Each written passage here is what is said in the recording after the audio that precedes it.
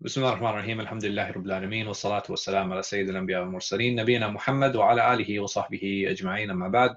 Welcome back to our series called Meet the MCNJ Community. Today it is my honor and pleasure in introducing somebody who is well known in the community and a close friend of mine, and all of you probably know him as Brother Rami. So the first question that we have for you today, Rami, is what is it that you do? Alhamdulillah, wassalatu wassalamu ala rasulillah wa ala alihi wa sahbihi ajma'in wa ba'd. I am a technical product manager, so I build applications, internal mostly applications for companies to help them with like legal and compliance and finance. So I have a background in computer science with data analytics, and I also have an accounting degree. So I'm both a geek and a nerd, and I use that to be able to kind of balance or bridge the gap between like the IT people and the business people. Okay, so like the difference between a geek and a nerd, is it like the difference between like a faqir and a miskin? It'd be like muhaddith and the faqih. Oh, okay. Okay, mashallah. So you brought together the two sciences. Exactly. Allahu Akbar. Allahu Akbar. So you with like in terms of compliances and stuff, so I know you've mentioned previously that it comes into play usually after like financial crashes. Is that right? So I did mention previously in our previous two attempts at this. Failed attempt. I guess yeah. So you probably already know more about what I do than anybody because you heard it. So yeah, after so like for instance, after the 2008 crash, a bunch of regulations came down. Actually, before that, after the 2001 crash, a bunch of regulations came down requiring auditors to basically automate their fraud detection. So initially, I worked on that. I used to do data analysis on like all the audits to kind of find an automated way to look for fraud. And then after the 2009 crash, more regulations came, which told the banks that you guys have to have like a living will and you have to have 10, 15, 20% money on hand in case anything happens. So I helped build the software to help the regulatory agencies track that. And so I've been working on stuff like that since then. Okay. How long have you been in the MCNJ community? Because you said you moved recently. Where are you? You're closer to MCMC now because your apartment was kind of far. Yeah, so I've been living for the last few years in North Brunswick after I got married. But before that, so I actually grew up in Woodbridge. I've been part of the Woodbridge community since I was in second grade. I went to Ford's Middle School.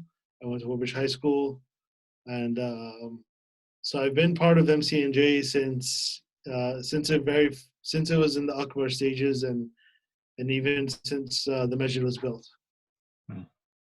Wow! Back when they used to have when they first built, they used to have a big right when you walk up the stairs. Actually, it was like the small staircase, and there was a huge bathtub that they would do the baptism in. Yeah. So. Were you one of the people that destroyed it with the sledgehammer? I heard yeah. you guys went to town with that. I don't know what they did with it. So, oh, mashallah, man, you've been here. So you've been part of the masjid since before it was a masjid. That's correct. So yeah, I was there since it was in the Akbar, Jummah stages. They used to do Jummah there. Zahid Numani used to lead it, and he's the one who gave me my first khutbah there. When I was in college, he just, the guy was late, and he told me, you do it. I'm like, I don't know what I'm doing. And he said, no, the young generation are going to take, they need to lead this, so stand up and do it. And I had no idea what I was doing. But it's like they need to lead this, even if they don't know what they're doing. Yeah. SubhanAllah. So, I mean, that means you've seen the community from before it was quote unquote a community to where it is now. You've seen it in all of these different stages. You were here before there was an imam. You were here during the imam. You were here when they were without an imam, and Yeah. then you were here while I was here too. So you've gotten a bunch of different vantage points and a different bunch of different viewpoints because you got to see the community as a child. You got to see it as, you know, a teenager, as an adult, and as a father now. Yeah. Um, so I'd be interested in hearing from you on what are some of the programs that you actually took part in growing up, and what are some programs which eventually you might have initiated, or programs that you are a part of, you know, even until today.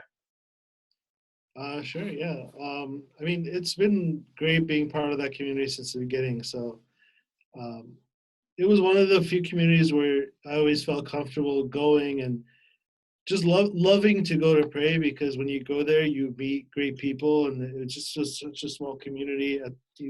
Even now, that everybody knows who you are, and everybody, you know, knows your name, and it's a great feeling. You know, even I remember one of our community members, Samila. You know, he used to bring his son Mirza as a baby to the masjid, and we used to all play with him, and he knew us, and he would punish him by telling him, "You're not going to come to the masjid."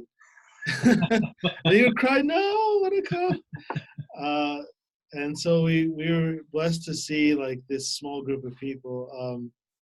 I was active with a few programs. So the Breakfast Club, I was there since the beginning, since Brother Tamir started it. One night, one day after Fajr, you know, we were all kind of like it was a big rainstorm, and at that time the parking lot was grass, and it would get muddy and cars would get stuck. So we decided to just wait a little bit until the rain settles. And he said, he told us the hadith of Hajj and Umrah.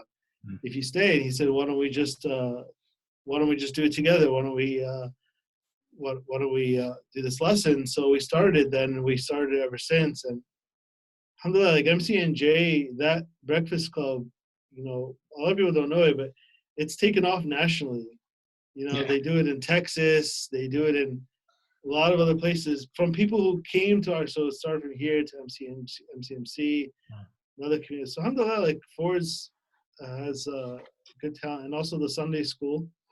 Um, I was part of that for like almost 15 years, mashallah. and dealing with high schoolers, and that's been a great blessing. I've always loved it, and it's great seeing the kids that I taught grow up, get married, be active, you know, be friends with them. So it's been great.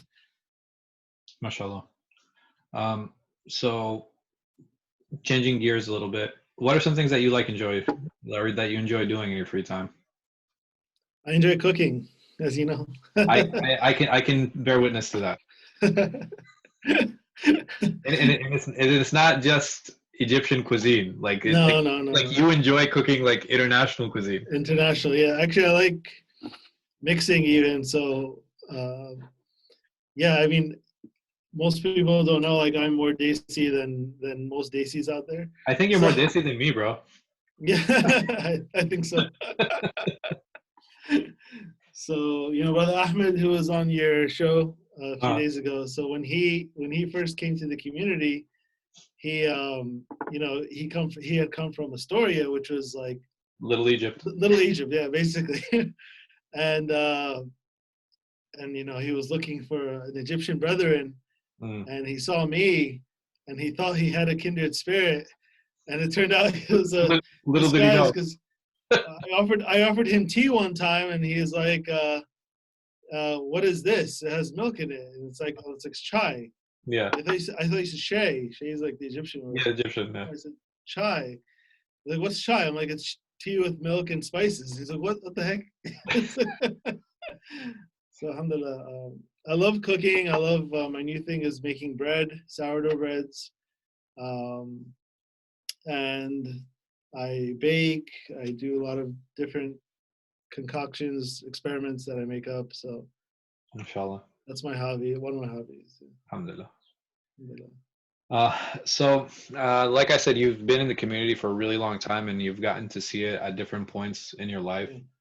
What are some things that you feel, or some of the things that you would like to see in our masjid, or ways that you felt maybe growing up that, you know what, I really wish we had this, or, you know, I wish that they would start this program or have this program?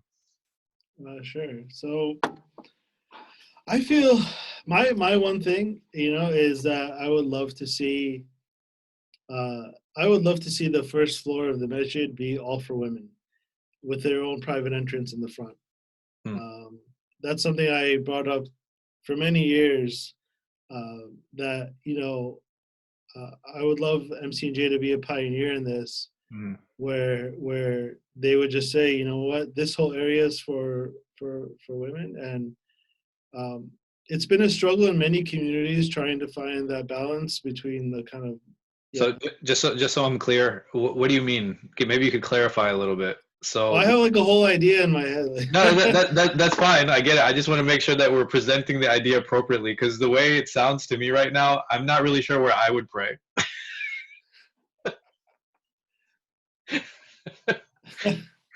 Well, let me give you the problem statement first, right? Okay, sure. The problem statement is that, I wouldn't want to bring my wife, my mom, my sister to the masjid. Mhm. Alhamdulillah, a lot of women are very active. Listen, you're not alone in that. And you're not the first person to mention it. And I myself agree with you 100%. I'm just trying to picture that, like, Yeah. when you're saying like So you want the entire first floor for women, I'm just trying to figure out, okay, where am I going to be? you'll be upstairs. Oh, you mean the basement? The basement, yeah. Oh, okay. I thought I thought you meant the. Oh, just take over, yeah. I was like, so we're just giving them the masjid? Is that the idea? The men can pray in the house, yeah. Okay, alhamdulillah. That makes a lot more sense now. Yeah. So I mean, the problem statement is that, most of the time when I bring my wife or my sister or my mom, they always tell me I have to go through some dark alleyway in the back. What?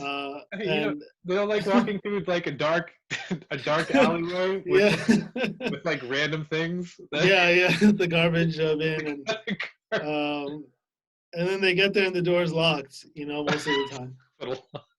So, they just don't come. They just say, well, I'm not going to come. No, it's very discouraging. It's very discouraging. Very discouraging. I agree. And I think, your predecessor, Imam Asif, we've talked about this, and he mentioned, the first time that he came to the U.S. From Pakistan, he went to the masjid in Texas, and he had a culture shock. He told them, like, wait, why are these women coming to? Yeah, he was just like, he had never in his whole life seen it. So I understand that there's a sort of cultural thing that we need to get over.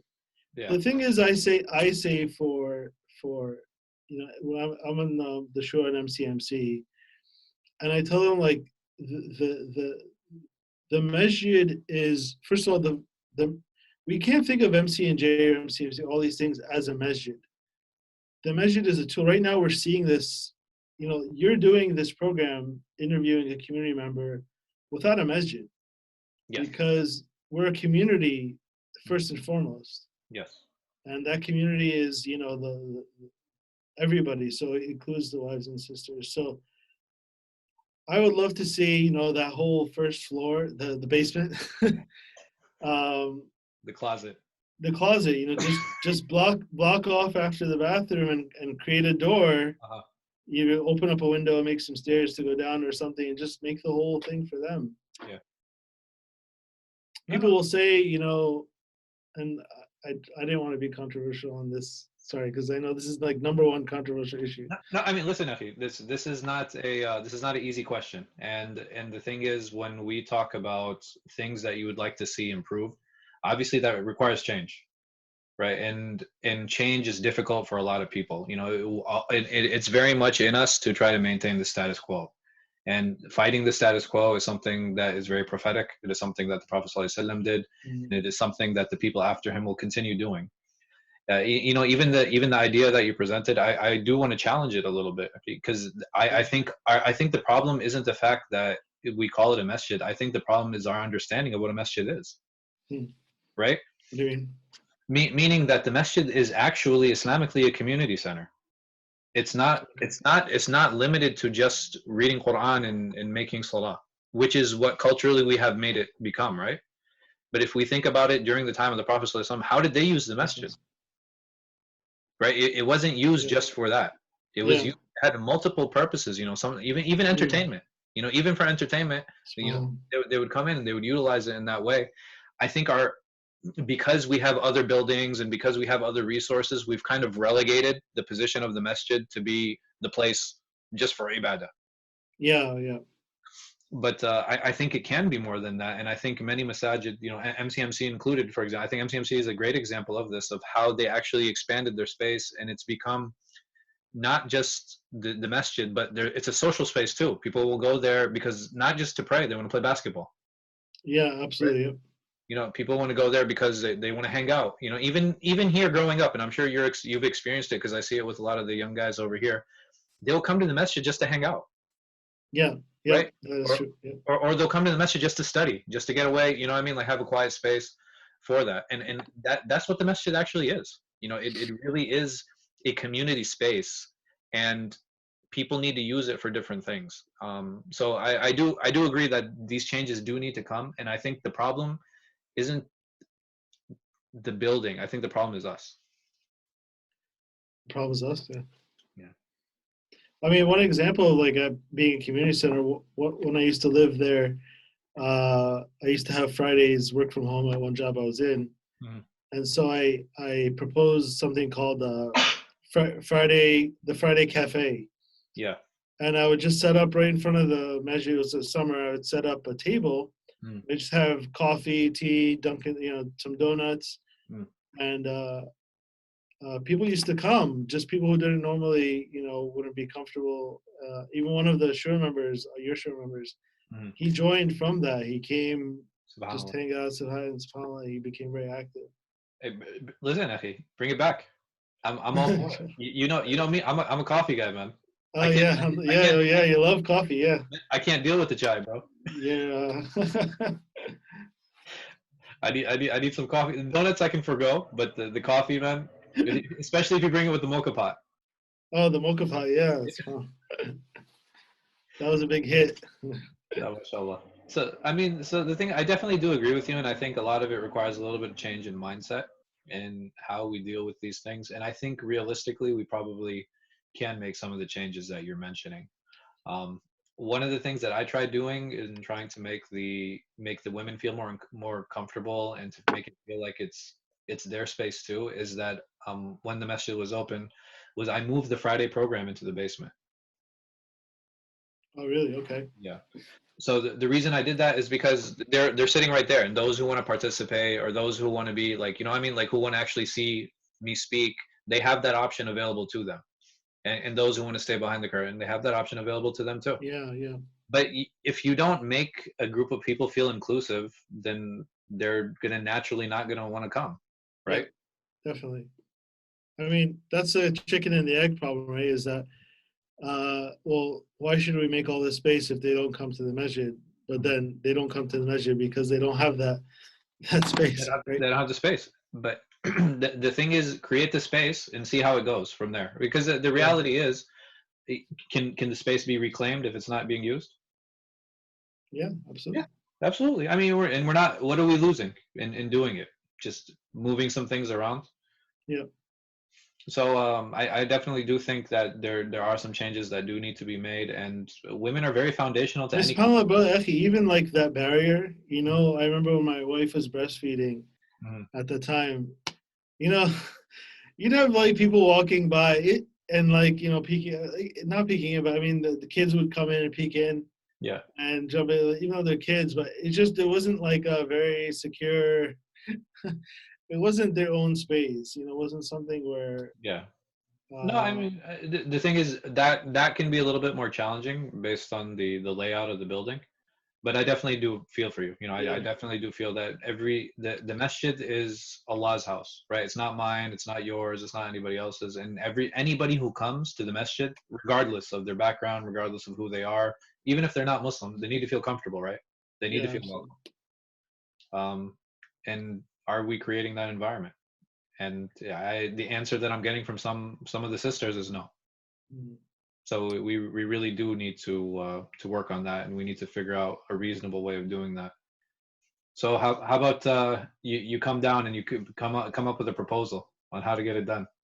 Inshallah. How does that sound? I already gave my proposal actually. Oh, you So did? I did. I'm just waiting Alham- for it to get done. Alhamdulillah. No, Jazakallah khair, ya akhi. I gave it a few years ago, so No, may Allah still reward you. And sometimes فذكر فإن الذكرى تنفع المؤمنين. inshallah. Just remind them, inshallah, it needs a little bit of work. Um, Inshallah. and in one way we can encourage them is like once the layout changes, we can encourage we bring our families to to the to the Definitely. to the Friday coffee night. Inshallah. Friday cafe. I'm down, Effie. I'm always down for a Friday cafe. Yeah, of course. Yeah. I would love to do that again. Yeah.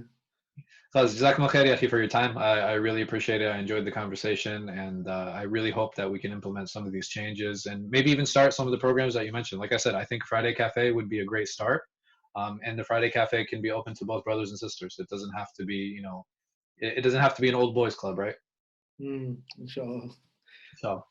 So, and please, we encourage everyone to like and subscribe to all of our videos, and we look forward to hosting anybody else. I do have a bonus question. Okay. The bonus question is who would you like me to interview next? That's a good question. I would like you to interview. There's a lot of people. Let me think. Name your top three, and then you can message me the rest. Top three. Ilyas Bhai. Okay. Sami Allah. Okay. And I would say who's third? Brother Tamer. He used to be part of MC. He's part of the school. No, mashallah. Okay, no problem, Akhi. That sounds great. I will definitely reach out. He's also been there for a very long time. And actually, Brother Zakaria, if you could reach him in Turkey. In Turkey, I'll try. Because Netma was also requested, and I was like, I don't know. Yeah? If I don't know if the I can coordinate with Turkey time. So how has your experience been here? How many years have you been with MCNJ? I am going to be completing my third year in August or end of July, inshallah. Yeah. Oh. No, mashallah, it's been very positive. It's been very positive. I think I'm a little bit outspoken, so there are going to be more more bumps than with somebody who is less outspoken than myself. Yeah. No, but I've received a lot of positive feedback from the community. There's been pushback, but the thing is, I think that's very healthy. The nice thing is that anybody who has disagreed with me has come to my office, has sat down, had a conversation with me. And the thing is, we go out and we have lunch. It's not, I mean, there's no, the beautiful thing about a lot of what I've dealt with and what I've received from the community is there's no animosity. Yeah, that's true. Yeah, so the thing is, like, people will differ with you all day, but I think that's great, and I think that's healthy. I think because it's very important, and I try to remind everyone of this, that I need opposition. Like there have to be people who will keep me in check. I can't just surround myself with yes men. Because there always has to be somebody there who keeps me in perspective, or who has a completely different perspective from me. So I know that there are people who aren't happy with me, and I think that's good. Having those people there, I think it's one of the ways that Allah subhanahu wa ta'ala keeps his ibad, or keeps his slaves in check, by keeping those people who support you and those people who are against you. So and both of those people, ask Allah subhanahu wa ta'ala to bless everyone who's involved. But those people are necessary. So never feel that, okay, these people are opposition or this, that. No, because we're all Muslims, and we have to learn how to reach a common goal, and we have to learn how to get together, even if I completely differ with you. I even know in people in the community, they're like, that's not my imam, like that's fine. I'm not I don't represent everyone, and I do respect that. I'm not here to dictate to anyone. I'm not here to enforce on anyone. I'm here to be the guide for the community, and those who want my guidance and those who want my advice, I'm open to it. And I'm open to taking advice. If anybody says, "Hey, I disagree with this," or "I didn't like that," or "Can you explain this?" I love having those conversations, and I don't mind being proven wrong. Sounds like you like to get out of your comfort zone. Yeah. Alhamdulillah. Alhamdulillah. That's great.